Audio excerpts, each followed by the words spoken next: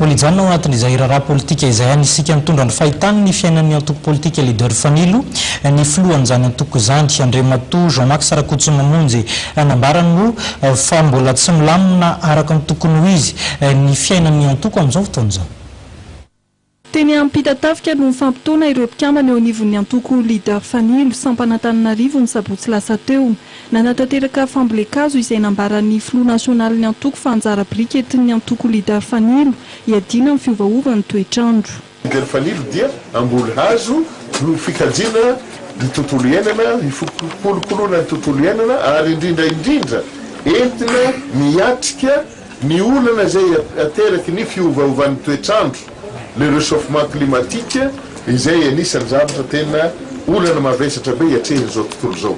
Ka mitondra ny anjara brikiny ihany koa ny leader Fanilo eo anatrehany zavatra zany. Noresahana tao anatin'ity fiaonantsiany koa mikasika amin'ny fiainan'ny leader Fanilo. Niresahana manokana teto ny momba ny fitantanam-bolan'ny antoko. Le olona tokony hamindra ny fahefana moa koa individu.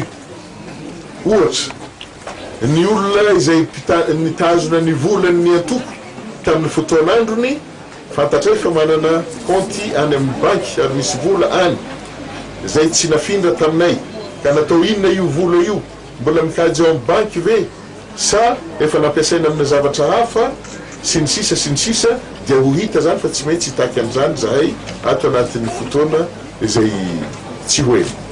Arak'izany dia tsy mbola miravina tanteraka ny olana eo anivon'ny antoko leader Fanilo na dia efa nisy aza ny fanapahan-kevitra nanolihana ny ampahan'ny mpikambana tao anatin'ny antoko leader Fanilo.